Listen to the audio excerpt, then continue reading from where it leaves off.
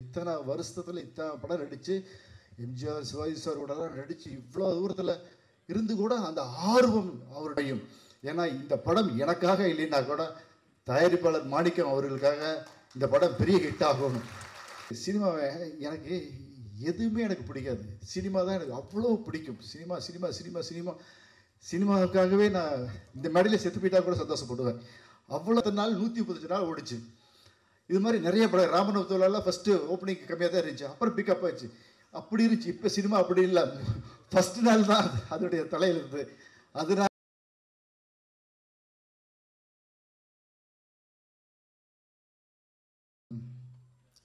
என்னுடைய பணிவான வணக்கத்தை தெரிவிச்சுக்கிறேன்.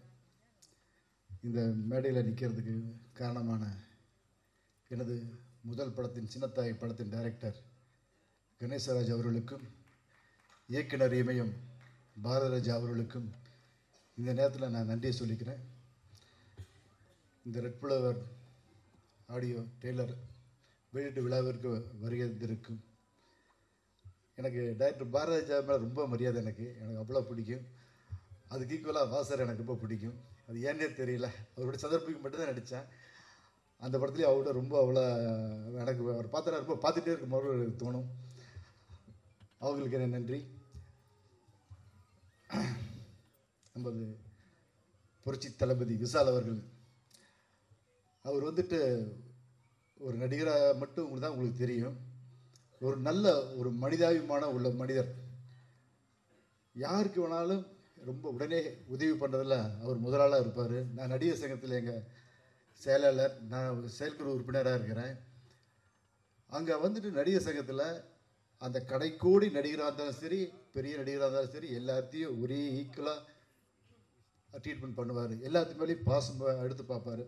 நான் விஜயகாந்த் சாரை தான் பார்த்துருக்கிறேன். நடிகர் சங்கத்தில் இருக்கும்போது அவரோட கூட இருந்திருக்கிறேன். அவர் ஒரு பிரச்சனைனா வேட்டியை மடிச்சு கட்டிட்டு களத்தில் இறங்கி வேலை செய்வார். அதே மாதிரி விஷால் சார் வந்துட்டு எந்த விஷயம் வந்தாலும் இறங்கி போல்டாக இறங்கி வேலை செய்வார்.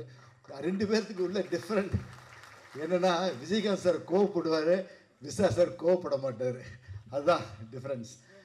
அப்புறம் இங்கே படத்தில் நடித்த என் கூட நடித்த நடிகர்கள், நான் ஒஜிமதி சார்லாம் லெஜண்ட். அவர் வந்துட்டு ஒரு புது பட நடிகர் மாதிரி ஏதாச்சும் ஒரு விஷயத்த இருந்தாலும் ஃபோன் பண்ணி கேட்பாங்க. என்ன விக்னேஷ் என்ன பண்ணுறீங்க, நான் போஸ்டர் பார்த்தா நல்லா இருக்குது, அது டப்பிங் படம் நான் பார்த்தா டப்பிங் நல்லா இருக்குது.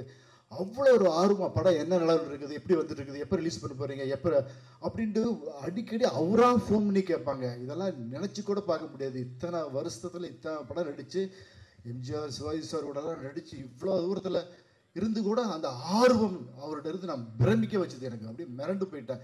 அந்த அளவுக்கு அவர் ஆர்வம் இந்த படத்தை பற்றி கேட்டுகிட்டே இருப்பாங்க. அது காரணம், விக்னேஷ் இந்த படத்தில் ஏதோ இருக்குது, ரொம்ப நல்லா இருக்கிற மாதிரி இருக்குதுப்பா, ஏதோ நல்லா இருக்குது, நான் டப்பிங் பேசும்போது பார்த்தேன், அதனால தான் நான் அடிக்கடி கேட்குறேன், என்ன லெவல் இருக்குது அப்படின்னு கேட்டுகிட்டே இருப்பாங்க. அவருக்கு ரொம்ப ரொம்ப நன்றி. அப்புறம் அஜிரத்னம் சார், நான் சொன்ன உடனே இந்த படத்தில் வந்து நடித்து கொடுத்தாங்க. அப்புறம் நாசர் சார், தலைவர் சார், விஜய் சார் வந்துட்டு நீங்கள் எல்லாம் பார்த்துருப்பீங்க, கிராமத்தனாக தான் பார்த்துருப்பீங்க.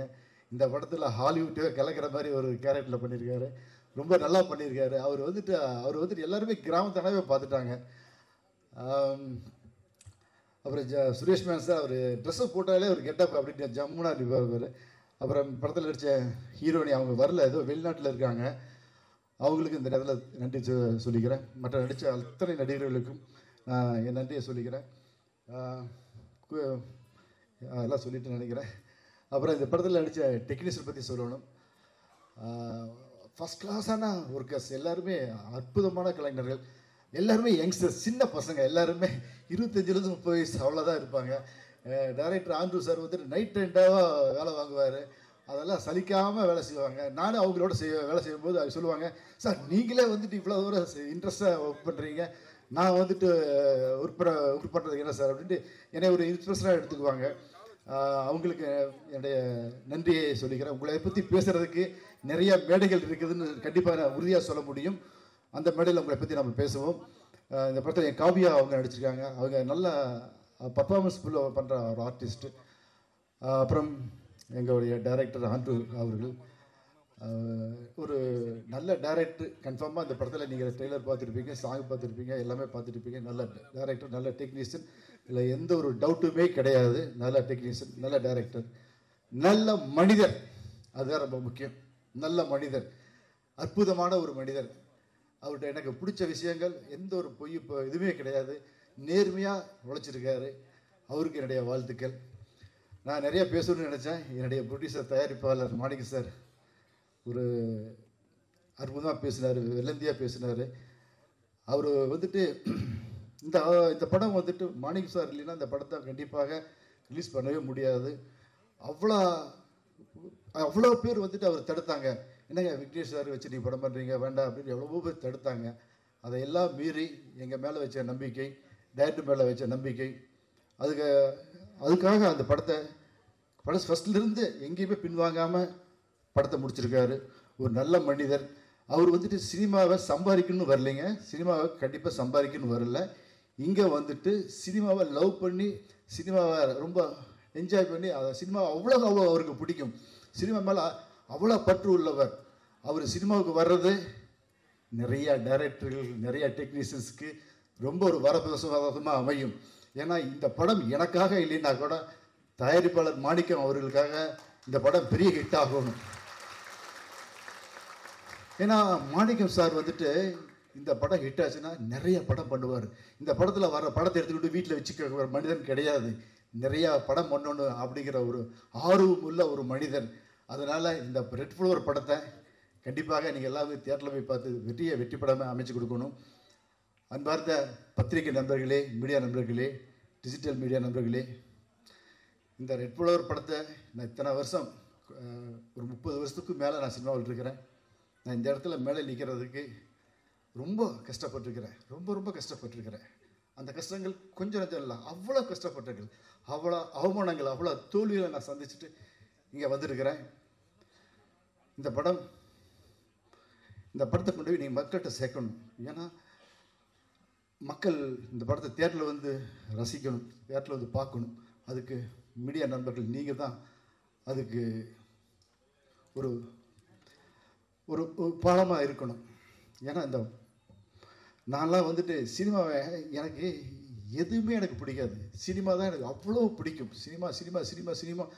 சினிமாவுக்காகவே நான் இந்த மேடையில் செத்து போயிட்டா கூட சந்தோஷப்படுவேன். அவ்வளோ தூரம் எனக்கு சினிமா பிடிக்கும்.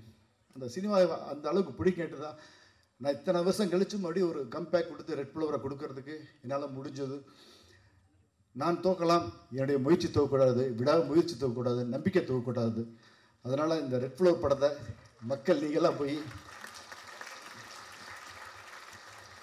மக்கள்கிட்ட சேர்க்கணும். அதே மாதிரி நான் ரசிகர்கள் மக்கள்கிட்டலாம் கேட்டுக்கிறேன். இங்கே இருக்கிற பொதுமக்கள், மாணிக்க சாருடைய ரிலேஷன்ஸ், என்னுடைய நண்பர்கள், துப்புல்குடி உறவுகள் எல்லாத்துக்கிட்டும் கேட்டுக்கிறேன். நீங்கள் எல்லா வெளியூர்லேருந்து எல்லா ஊர்லேருந்து வந்திருக்கிறீங்க. நீங்கள் ஒவ்வொரு ஊர்லேயுமே நீங்கள் வந்துட்டு இந்த படத்தை மக்களோடு போய் சேர்க்கறதுக்கு ஒரு முயற்சி பண்ணணும். கண்டிப்பாக முயற்சி பண்ணுவீங்க, நீங்கள் செய்வீங்க, ஒரு நம்பிக்கை இருக்குது. எல்லாருமே தியேட்டரில் வந்து படம் பார்க்கணும். தியேட்டரில் வந்துட்டு எப்படின்னா அப்புறம் போய் பார்த்துக்கலாம், ஒரு வாரம் கழிச்சு 2 வாரம் கழிச்சு. நம்ம முன்னாடிலாம் அப்படிலாம் பார்த்தோம், அப்படிலாம் இல்லை. படம் ஓப்பனிங் அன்றைக்கே பார்க்கணும். அந்த வெள்ளி சனி ஞாயிறு 3 நாளில் நம்ம எல்லாம் படம் பார்த்து முடிச்சிடணும். நீங்கள் மட்டும் இல்லை, நம்ம ஊர் இருக்கிற எல்லா ஜனங்களையும் நண்பர்கிட்ட சொல்லி, என்னுடைய நண்பர்கள், என்னுடைய தொற்றுடைய உறவுகள், நீங்கள் எல்லாருமே ரொம்ப ஒரு சின்சியராக கஷ்டப்பட்டு ஒர்க் பண்ணி இந்த படத்தை போய் தியேட்டரில் வந்துட்டு மக்கள் வந்து பார்க்கறதுக்கு நீங்கள்லாம் முயற்சி பண்ணணும். பண்ணுவீங்களா? நம்ம கண்டிப்பாக நம்ம உறவுகள் எல்லாம் வந்திருக்கிறீங்க. நம்ம தியேட்டரில் வந்துட்டு எல்லாத்தையும் பார்க்கறதுக்கு நம்ம முயற்சி பண்ணணும். பண்ணால் தான் இந்த படம்.